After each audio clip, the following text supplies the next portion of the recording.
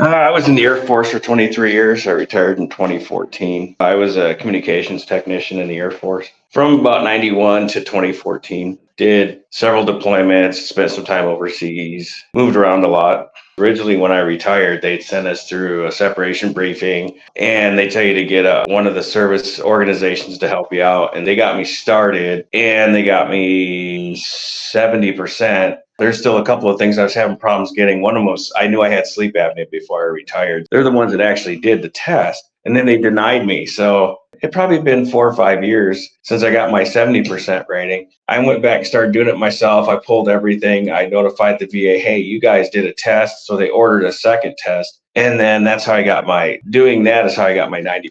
And then there were still some other issues I was dealing with. So I finally went through Trajector to finish it up because it's kind of a fight trying to get that done because you send everything in. They're like, well, we're not going to do this or do that. Plus not knowing, you learn a little bit from it, but still it's really tough. I was working in Cheyenne. This was probably a little over a year ago. I worked part-time. I deliver for Spark, which is a Walmart delivery service. And I was dropping off to a house and he's a pseudo retired sergeant major. He's up doing junior ROTC now, but he'd spent like 30 years in the Army and he had gotten out as a sergeant major and was working for junior ROTC in Cheyenne schools.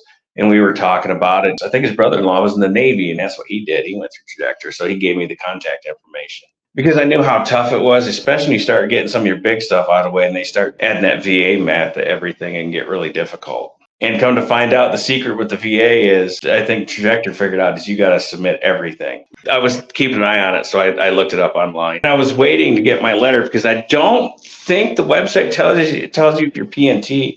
Your letter actually has to tell you if you're PNT. The other thing I didn't know is if you get 100% PNT, if you've got school loans, they wipe those out. And I still had $30,000 in school loans that I still owed on. And when I got that, I knew that I was like, I'm done with this. So I just sent it into the Department of Education and they wiped out my loans.